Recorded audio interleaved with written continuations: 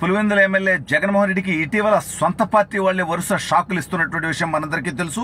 కీలకమైనటువంటి నాయకులు, జగన్మోహన్ రెడ్డికి సన్నిహితులు, జగన్ బినామీలుగా పేరొందినటువంటి వ్యక్తులు, జగన్తో పాటు జైలుకి వెళ్ళినటువంటి వ్యక్తులు కూడా షాక్ ఇస్తూ జగన్మోహన్ రెడ్డి పార్టీనో లేదంటే శాశ్వతంగా రాజకీయాల్లో వదిలేస్తున్నారు. ఇప్పుడు మరో ఎంపీ రాజీనామాకి సిద్ధమైనట్టుగా తెలుస్తా ఉంది. అసలు ఇంతకీ ఏంటా కథ అనేది ఈ వీడియోలో వివరించబోయే ముందుగా ఇప్పటి వరకు మన ఛానల్ సబ్స్క్రైబ్ చేయని వాళ్ళు ఖచ్చితంగా సబ్స్క్రైబ్ చేయండి. ఇక విషయానికి వస్తే, అధికారం అనే పాల పొంగిపోయిన తర్వాత జగన్మోహన్ రెడ్డి అనేటువంటి దౌర్భాగ్యమైనటువంటి వ్యక్తితో ఇక మేము ఉండము అంటూ ఆ పార్టీలో జగన్కి చాలా సన్నిహితులుగా ఉండి, జగన్ కేసుల్లో జైలుకి వెళ్ళుండి, జగన్మోహన్ రెడ్డి ద్వారానే రాజకీయ ప్రవేశాలు చేసినటువంటి వ్యక్తులు కూడా జగన్మోహన్ రెడ్డిని నమ్మట్లేదు, జగన్తో ఉండలేము అంటున్నారు. ఆల్రెడీ ఉప ముఖ్యమంత్రిగా చేసినటువంటి ఆళ్ల నాని పార్టీ నుంచి జంప్ అయిపోయాడు. జగన్మోహన్ రెడ్డికి బంధువు అయినటువంటి బాలినేని శ్రీనివాసరెడ్డి జంప్ అయిపోయాడు. ఆల్రెడీ 4 రాజ్యసభ సభ్యులు రాజీనామా చేశారు. సరే, 3 పార్టీలు జంప్ అయితే ఒక వ్యక్తి ఏకంగా రాజకీయాలకే శాశ్వతంగా సెలవు ప్రకటించాడు. బేదా మస్తాన్ రావు గారు తెలుగుదేశం పార్టీలో జాయిన్ అయ్యాడు. ఆర్ కృష్ణయ్య గారు భారతీయ జనతా పార్టీలో జాయిన్ అయ్యాడు. మోపిదేవి వెంకటరమణ గారు తెలుగుదేశం పార్టీలో జాయిన్ అయ్యాడు. ఇటీవల విజయసాయి రెడ్డి ఏకంగా శాశ్వతంగా రాజకీయ సన్యాసం తీసుకున్నటువంటి విషయం మనందరికీ తెలుసు. అయితే జగన్మోహన్ రెడ్డి వాళ్ళ పార్టీ ఎంపీలందరినీ కూడా దయచేసి మీకు దండం పెడతాను, ఢిల్లీలో నాకు కాస్తో తీసుకో అంటే, ఇది తెలుగు రాదు కదా, నత్తి కదా, చూసి కూడా చదవలేడు కదా, తప్పులు చదువుతాడు కదా, కాస్తో కోస్తో అనే దాన్ని కాస్తో తీసుకో, నాకు విలువ ఉండేది రాజ్యసభ ఎంపీలు వల్ల.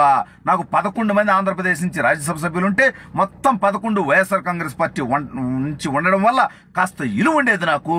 కానీ ఇప్పుడు ఆల్రెడీ 4 జంప్ అయిపోయారు, 7 మిగిలారు. వాళ్ళల్లో కూడా మరొక కీలకమైనటువంటి ఎంపీ, అది కూడా టర్మ్ భారీ ఎత్తున ఉండడం, అంటే 2030 దాకా టర్మ్ ఉండడం. గొల్లా బాబురావు అనేటువంటి రాజ్యసభ వైఎస్ఆర్ కాంగ్రెస్ పార్టీ ఎంపీ 2024 ఎన్నికలకి కొన్ని నెలల ముందే అతను రాజ్యసభకి ఎన్నికవడం జరిగింది. అతను ఇప్పుడు వెంటనే నేను ఈ పార్టీకి రాజీనామా చేస్తాను, జగన్మోహన్ రెడ్డి దగ్గర విలువ ఉండట్లేదు, జగన్మోహన్ రెడ్డి నాయకుల్ని పట్టించుకోవట్లేదు, అసలు ఈ పార్టీకి భవిష్యత్తు ఉంటుందనేటువంటి నమ్మకం నాకు లేదు, ఈ పార్టీ నుంచి జంప్ అవుతాను అని చెప్పి తీవ్ర నిర్ణయం తీసుకోవడానికి రంగం సిద్ధం చేసుకున్నట్టుగా తెలుస్తా ఉంది. అయితే అతను భారతీయ జనతా పార్టీలోకి వెళ్తాడా, తెలుగుదేశం పార్టీలోకి వస్తాడా, జనసేనతో సంప్రదింపులు జరుపుతున్నాడా, తనకు మళ్ళీ రాజ్యసభ కొనసాగింపు కోసం అడుగుతున్నాడా, లేదంటే ఇక్కడ రాష్ట్ర రాజకీయాల్లో ఉండాలని కోరుకుంటున్నాడా అనేది ఇప్పుడు ప్రశ్నగా ఉంది. అయితే వీళ్ళే కాకుండా ఆళ్ల అయోధ్య రామిరెడ్డి, జగన్మోహన్ రెడ్డికి అత్యంత సన్నిహితుడు, జగన్ కేసుల్లో కూడా నిందితుడుగా ఉన్నటువంటి వ్యక్తి, కరకట్ట కమలాసనగా పేరుందినటువంటి ఆళ్ల రామకృష్ణారెడ్డి అన్న ఆళ్ల అయోధ్య రామిరెడ్డి కూడా ఇటీవల రాజీనామా చేస్తాడని వార్తలు వచ్చాయి. అతను విదేశాల్లో ఉన్నాను, నేను రాజీనామా చేయను, జగన్తో ప్రయాణం చేస్తాను, ఇండియాకు వచ్చిన తర్వాత నేను ప్రెస్ మీట్ పెడతానని చెప్పడం జరిగింది. అయితే జగన్మోహన్ రెడ్డి వీళ్ళందరినీ ఒక్కొక్కరికి, ఆల్రెడీ వైఎస్ఆర్ కాంగ్రెస్ పార్టీ కేవలం 11 మంది ఎమ్మెల్యేలే గెలిచారు, ప్రతిపక్ష నేత హోదా కూడా జగన్మోహన్ రెడ్డికి లేదు. అయితే గెలిచినటువంటి 11 మందిలో కూడా 6 మంది ఆ పార్టీ నుంచి జంప్ అవడానికి సిద్ధమవుతున్నట్టుగా తెలుస్తా ఉంది. అయితే 6 మంది జంప్ అవ్వాలనుకుంటే జంప్ అవ్వాల్సినటువంటి అవసరం లేదు. ఏ విధంగా అయితే మహారాష్ట్రలో షిండే శివసేన, అదేవిధంగా అజిత్ పవార్ ఎన్సీపీ, ఏ విధంగా అయితే చీలి అసలు పార్టీ మాదే, మెజార్టీ ఎమ్మెల్యేలు మా దగ్గర ఉన్నారు కాబట్టి అని చెప్పి ఏ రకంగా అయితే పార్టీలను సొంతం చేసుకున్నారు, ఇప్పుడు వైఎస్ఆర్ కాంగ్రెస్ పార్టీలో ఉన్నటువంటి 11 మంది ఎమ్మెల్యేలు 6 మంది ఎమ్మెల్యేలు జంప్ అవటానికి సిద్ధమైపోతే, వాళ్ళు అసలు ఈ పార్టీ మాది అని చెప్పి గనక ఎన్నికల సంఘాన్ని గనక క్లెయిమ్ చేసినట్లయితే పూర్తిగా వైఎస్ఆర్ కాంగ్రెస్ పార్టీ ఆ సింబలు, ఆ పార్టీ యొక్క ఆస్తులు, ఆ పార్టీ యొక్క బ్యాంక్ అకౌంట్లో ఉన్నటువంటి నిధులు, ఆ పార్టీ యొక్క కార్యాలయాలు మొత్తం కూడా ఇప్పుడు జగన్మోహన్ రెడ్డి దగ్గర నుంచి వెళ్ళిపోతాయి. జగన్మోహన్ రెడ్డి మరో కొత్త పార్టీ పెట్టుకోవాల్సినటువంటి పరిస్థితి ఏర్పడిపోతుంది. అయినా ఈ సిగ్గుమాలినటువంటి వ్యక్తి అందరినీ వెన్నుపోటంటాడు. ఇతని తండ్రికి రాజకీయంగా అవకాశం ఇచ్చి ఇతని తండ్రి చచ్చేంత వరకు ఉన్నటువంటి కాంగ్రెస్ పార్టీని మోసం చేసినటువంటి దౌర్భాగ్యమైనటువంటి చరిత్ర జగన్మోహన్ రెడ్డి. ఇంకా వేరే వాళ్ళ గురించి మాట్లాడేటువంటి అవకాశం, అర్హత ఉందా? అసలు ఈ పార్టీలోకి వచ్చినటువంటి ఎమ్మెల్యేలంతా ఇతర పార్టీల వాళ్లే కదా, అసలు రాజకీయాల్లో జంపింగ్ల గురించి నువ్వు మాట్లాడతావా? అసలు తెలుగుదేశం పార్టీ ఒక శాసనసభ్యుని కూడా తీసుకునేటువంటి ఉద్దేశం లేదు 2014లో కూడా. కానీ నువ్వు ఏదైతే గవర్నర్ గారిని కలిసి రాజ్ భవన్ ముందు నువ్వు ప్రెస్ మీట్ పెట్టి, నేను తలుచుకుంటే 1 గంటలో ప్రభుత్వాన్ని పడగొడతాను, 21 మంది ఎమ్మెల్యేలు అటు నుంచి ఇటు లాగితే నేను గవర్నమెంట్ ఫామ్ చేస్తాను అని అంటే చేతగాని వాళ్ళ ఉంటామా? అందుకనే ఆ రోజు అలా జరగడం జరిగింది. ఆ తర్వాత కూడా నేను నీతిమంతుడిని, ఎవరినైనా జాయిన్ చేసుకోవాలంటే రాజీనామా చేపిస్తానని చెప్పినటువంటి నువ్వు 4 తెదేపా ఎమ్మెల్యేలను నువ్వు తీసుకోవడం జరిగింది. దానికే ఇవాళ ప్రజలు నీ అరాచక పరిపాలనకి, నీ బూత్ పరిపాలనకి, నీ నికృష్ట పరిపాలనకి ఈ రకంగా తీర్పిచ్చారు. అయితే ఇప్పుడు ఉన్నటువంటి 7గురిలో కూడా గొల్లబాబురావు జంప్ అవటానికి రంగం పూర్తిగా సిద్ధమైనట్టుగా తెలుస్తుంది. పరిమళత్వాన్ని ఒకవేళ పార్టీ ద్వారా రాజ్యసభ సభ్యుడైనప్పటికీ అతనేం వైఎస్ఆర్ కాంగ్రెస్ పార్టీకి సంబంధించినటువంటి వ్యక్తి కాదు, అతను వ్యాపారవేత్త. అదేవిధంగా మిగిలినటువంటి వాళ్ళు కూడా ఆ పార్టీ నుంచి అతి త్వరలోనే జంప్ అవటానికి సిద్ధమవుతున్నారని, కేవలం ఒకరిద్దరు అంటే వైవి సుబ్బారెడ్డి జగన్మోహన్ రెడ్డి బాబాయ్ కాబట్టి అతను పార్టీలో ఉంటాడేమో, అదేవిధంగా కాకపోతే అతని మీద కూడా కేసులు ఉన్నాయి, వాటి నుంచి తప్పించుకోవడం కోసం అతను చెప్పవచ్చు.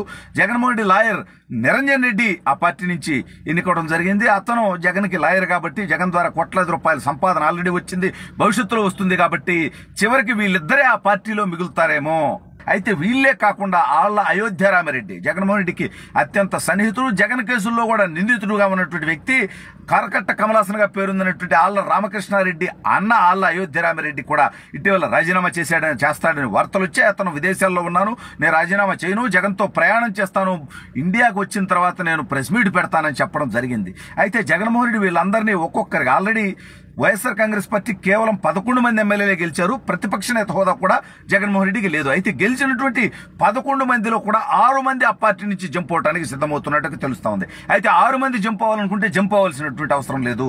ఏ విధంగా అయితే మహారాష్ట్రలో షిండే శివసేన, అదేవిధంగా అజిత్ పవార్ ఎన్సీపీ, ఏ విధంగా అయితే చీలి అసలు పార్టీ మాదే, మెజార్టీ ఎమ్మెల్యేలు మా దగ్గర ఉన్నారు కాబట్టి అని చెప్పి ఏ రకంగా అయితే పార్టీలను సొంతం చేసుకున్నారు, ఇప్పుడు వైఎస్ఆర్ కాంగ్రెస్ పార్టీలో ఉన్నటువంటి 11 మంది ఎమ్మెల్యేలు 6 మంది ఎమ్మెల్యేలు జంప్ అవటానికి సిద్ధమైపోతే వాళ్ళు అసలు ఈ పార్టీ మాది అని చెప్పి గనక ఎన్నికల సంఘాన్ని గనక క్లెయిమ్ చేసినట్లయితే పూర్తిగా వైఎస్ఆర్ కాంగ్రెస్ పార్టీ ఆ సింబలు, ఆ పార్టీ యొక్క ఆస్తులు, ఆ పార్టీ యొక్క బ్యాంక్ అకౌంట్ లో ఉన్నటువంటి నిధులు, ఆ పార్టీ యొక్క కార్యాలయాలు మొత్తం కూడా ఇప్పుడు జగన్మోహన్ రెడ్డి దగ్గర నుంచి వెళ్ళిపోతాయి.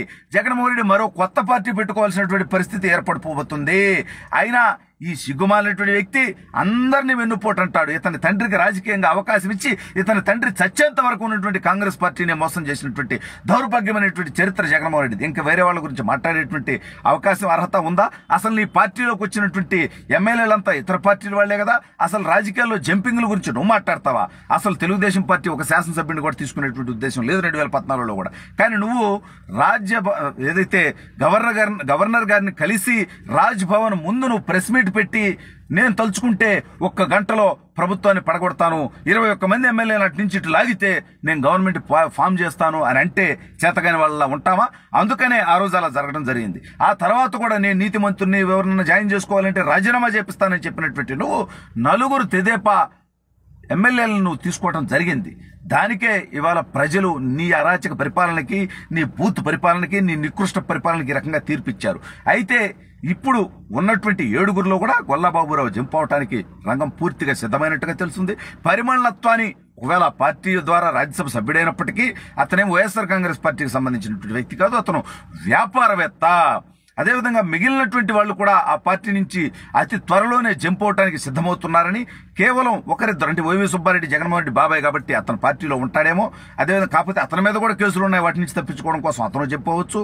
జగన్మోహన్ రెడ్డి లాయర్ నిరంజన్ రెడ్డి ఆ పార్టీ నుంచి ఎన్నుకోవడం జరిగింది. అతను జగన్కి లాయర్ కాబట్టి జగన్ ద్వారా కోట్లాది రూపాయల సంపాదన ఆల్రెడీ వచ్చింది, భవిష్యత్తులో వస్తుంది కాబట్టి చివరికి వీళ్ళిద్దరే ఆ పార్టీలో మిగులుతారేమో.